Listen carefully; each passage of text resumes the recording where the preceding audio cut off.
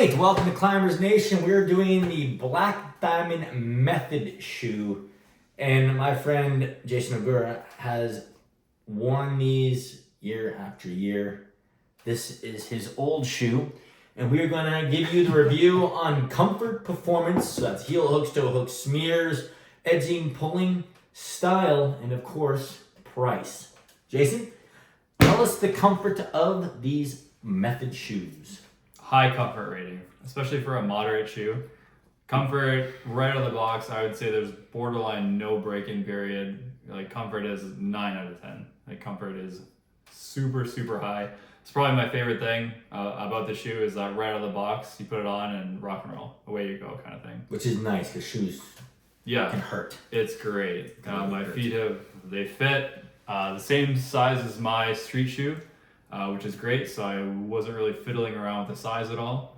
But yeah, they are mega comfy for a moderate shoe. What kind of foot do you have, just so people can understand? Is it a narrow foot or you got a fat foot? I do have a more traditionally narrow foot, I would say. Okay. But at the same time, I've worn, I believe it's the Black Dimond Shadows, and that's probably the most uncomfortable shoe that I've ever put on my foot. So I was a little bit wary about another Black Dimond shoe, but this shoe is fantastic. Performance? Pretty high performance, I would say. I'm pretty happy with just about every aspect. Like really strong heel hooks, really good on slab smearing. The only thing I don't love, I don't think it's a very powerful toe hooking shoe. I'm not sure if that has to do with like the style or the texture of rubber that's on the top. But I don't actually find it to be a super effective toe hooking shoe. I mean, good enough, but I've had a few better, like the La Sportiva, I think it's the Squamas. I find it to be a really strong toe hooking shoe, a really good, edging performance. But I mean, that being said, like this shoe, especially in just the gym, which is where I use this shoe primarily. And he climbs well, very well. Is, it's been fantastic. Overhanging climbs, anything where you're pulling. We don't get too much crack climbing in our bouldering gym, but I'm pretty happy with just about everything that this shoe has to offer. Two easy Velcro tabs, nice like wide area foot to just slip in, super high comfort. Again, this is a really strong shoe. Do you like the style? The style's great. I would say it's a pretty good looking shoe overall. Because you gotta look good. Everyone knows you gotta look good. Yeah, so the style's pretty nice. One downside that I will admit is it's relatively low durability. And I'm not sure, the materials tend to degrade over time slightly, I would say. So this is the older shoe. So this shoe is about 14 months old. So I mean, you can see a dramatic color difference.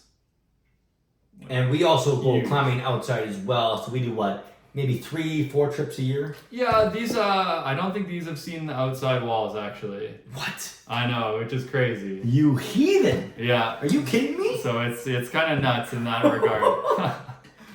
So this has been solely inside. So this isn't like sun damage or anything like that. That's just fluorescent lights and shock in the air and yeah. That's extreme. So it's pretty big. It's not quite as pretty as it was fresh out of the box. Okay.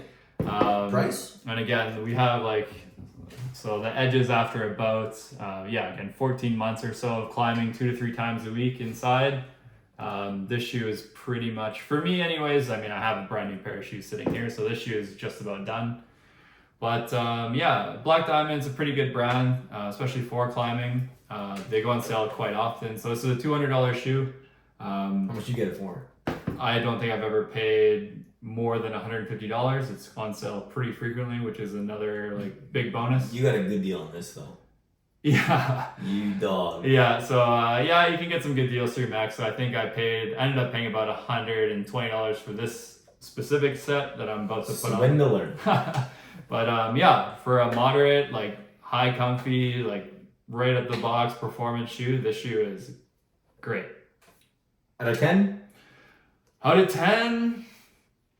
Ooh, tough call. I'm sure there's higher performance shoes out there, but for what you're paying and what you're getting, it's got to be 7.5 out of 10. And remember, this is not beginner shoe. This is intermediate shoe. So it's not super aggressive, but it's not your flat foot. So this is when you're going up to another level and you want a little more of an aggressive toe. Yeah, while staying comfy. While staying comfortable. Yeah. 100%.